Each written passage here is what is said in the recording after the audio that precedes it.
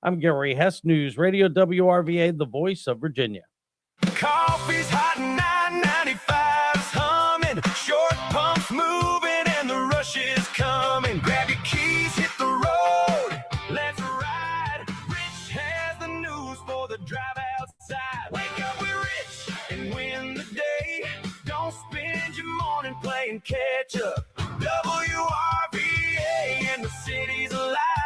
7 a.m. It's go time, Richmond. Hi, good morning, everybody. It's 7:04 here on Richmond's Morning News. My name is Rich Herrera. Thank you so much for joining us as we come to you live from the studios of News Radio WRVA. As Gary just was reporting, in the new budget, and I'm going to tell you, I'm just going to tell you this. The budget that Louise Lucas got passed, and Don Scott, and ultimately Abigail Spanberger, they all worked on this together. They all signed off on this, and they all own it. This budget is the biggest boondoggle I might have ever seen in my lifetime. 200 pages of this, some odd 200 pages, contain language about legalizing marijuana in retail marijuana shops. What that has to do with the budget, I have no idea. And by the way, you heard this from Delegate Tom Garrett yesterday. If you go through the budget, because they've legalized retail marijuana, a lot of the laws that we have on the books right now about marijuana are now so confusing that law enforcement just doesn't know what to do. And I'm actually following up with phone calls today to different Commonwealth's attorneys to actually get some clarification whether any of the marijuana laws we have on the books even stand up now after this budget. But again, they put it in the budget, folks. Let me just point this out for everybody. They put it in the budget, which means nobody has to have their names on it. Nobody has to say, oh, yeah, that was my bill that I have that just gutted the marijuana laws in the Commonwealth of Virginia. It's so duplicitous. It's so duplicitous what we saw come out in this budget. One of the other ones, and I'm going to find out who put this in. I'm going to ask the questions. We no longer have the ability or the mandate to audit the campaign finances of people that run for statewide office, governor, lieutenant governor, attorney general. They signed off on that. Abigail Spanberger's name's on that. And members of the General Assembly, all of their names are on it that voted yes, said, we're not going to get audited anymore. So they have to disclose where our public financing comes from, our financing comes from for our campaigns. That's out the window as well. Oh, how convenient. I feel like Dana Carvey on Saturday Night Live. Oh, how convenient. So if that's not enough to make you mad, they also, found a new piggy bank to raid. We'll go take more money from the data centers, the one business that's growing in the Commonwealth of Virginia. But that's for another day. And I keep talking about this. You say one thing publicly, you do something else while no one's looking. Say one thing, do something else.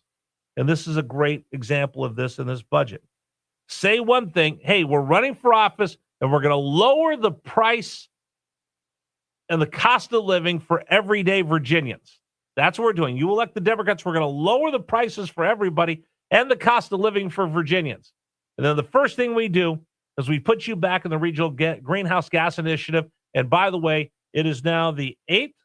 Get ready for your electric bill because you're going to see a 6% increase because that's how they lower the cost for everybody by raising our electrical rates. Another thing they said, we're going to lower the prices for everybody, right? Well, now in this budget, we find out that local municipalities can raise their sales tax by 1% without going to the General Assembly for permission to put it on the ballot. They can just do it themselves. And that's what we're going to see here in Richmond. So get ready. More taxes coming if you live in the city of Richmond. Oh, no, I'm sorry. That's for everybody who wants to go shopping in Richmond because this isn't specifically for people that reside in Richmond. This is for people that shop, pay money, buy things in Richmond. Grant Mumaw's got a great piece on this in the richmonder.org. With Virginia's budget now finished, Richmond officials are moving forward with plans to ask voters to approve a 1% local sales tax to raise more money for the construction and renovation of public school buildings. The budget approved by the General Assembly and Abigail Spangenberger allows all the localities to increase their local sales tax to fund school projects with the permission of voters. Adding another percentage point to the sales tax could raise up to $50 million annually, according to RPS projections. That tax revenue would be used on school infrastructure projects and would not fund day-to-day operations of the school system. The tax would not apply to groceries, essential personal hygiene products, and prescription medication. But whether you live in Richmond or not, when you come in, you have dinner, you buy something, whatever you buy, boom, you're going to pay an additional 1% of the sales tax. Now, where do we stand comparison-wise, Richmond versus other places? So I did this kind of a little bit of a deep dive. It's not a deep dive. It's a very shallow dive. Richmond has a 6% general sales tax, slightly above the Virginia average, but relatively low compared with much of the country. So the sales tax we pay right now in the city of Richmond, 4.3% of that is Virginia sales tax. It goes to the Commonwealth. 1% of that city tax goes to the city of Richmond. And I love this part. Well, let's see. Wait, Rich, you said we pay 6%. So if you've got 4.3 and 1%, that makes it 5.3. Well, we still need a 0.7%. Where does that go to? Oh, just in case you're wondering, that goes to the regional transportation tax. So that's 6% on most ordinary retail purchases. Groceries for home consumption and certain essential hygiene products are taxed only at 1% statewide. So at least you don't get taxed on that for regional transportation taxes and Virginia state tax. But you will see your sales tax in Richmond jump up to 7% if this goes through. Western Virginia, most of rural Virginia, it's 5.3. Richmond and the surrounding areas were about 6%. Northern Virginia, 6%. Hampton Roads, 6%. Danville, they're 6.3. And Williamsburg, James City County, and York County are at 7%. So Richmond's a little bit higher than, let's say, Charlottesville and Roanoke. The same as Northern Virginia and most of Hampton Roads, lower than Williamsburg in the Historic Triangle. But the Virginia statewide population weighted combined average is approximately 5.7, making Richmond's 6% rate about 23 cents more for every $100 purchased than the Virginia average. Virginia ranks among the lowest in sales tax nationally. So at least we're not way over the top like some places, like high-end combined tax rates in some states, including Louisiana, Washington, Tennessee's 9.5%. Individual cities in California elsewhere can exceed 10%. So what do I keep telling you?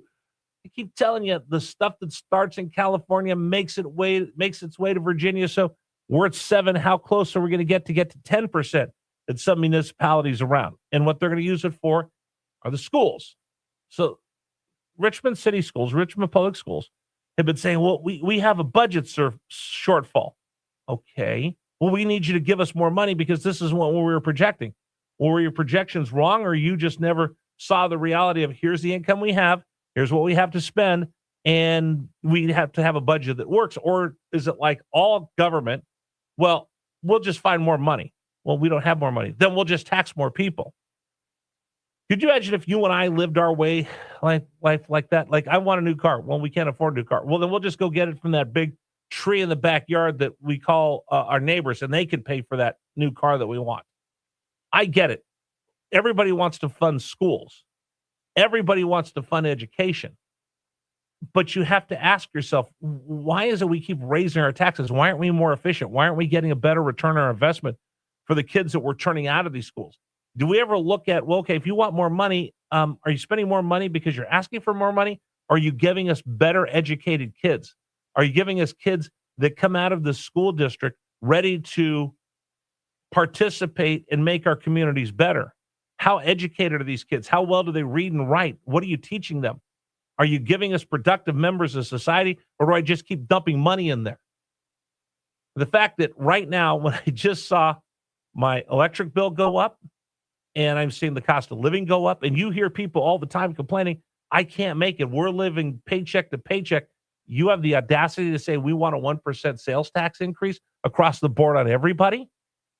When you ran on, as a Democratic Party, you ran on Donald Trump's awful. Look at the price of everything. We're going to lower the price of everything. You put us in office. We're going to lower the price of the cost of living. We promise, and then we're going to give you an opportunity to raise your sales taxes. The disconnect to me is absolutely mind-boggling. Makes me shake my head. You guys want to comment? I'd love to hear from you. I don't mind funding schools, but I do want better educated students, read and write and learn. And the fact that the Democrats ran on, we're going to lower the price of everything, and all they've done is raise the price of a lot of things, and now you want to raise our sales taxes in Richmond? The two, I'm sorry, don't square up for me. Do they square up for you? I'm running on lowering prices, lowering the cost of living, and now I'm going to raise taxes, and I already raised your electric bill. What else will I raise next? Besides, we actually found a piggy bank to raid to make $1.2 billion. And oh yeah, all that money, by the way, that $50 million that they need that they didn't get from the state found time to find money to give temporary Obamacare subsidies and make them permanent for people. They found money for a slush fund for a bunch of different things, but now they're going to ask you to spend 1% more on the schools, and they get to have their slush fund at the same time. Sorry, folks, it doesn't add up. You want to comment? Please, 833-804-1140, 833-804-1140. Coming up, we'll ask John McGuire, Congressman, about everything going on. He joins us at the bottom of the hour. All right, today's program is brought to you by my friends at Pearson Signature Dealerships. There is just a difference. You just feel it when you walk in. There's no pressure when you walk into a Pearson Signature dealership because you walk in with peace of mind. You know what their intentions are. Their intentions are to take care of you, so you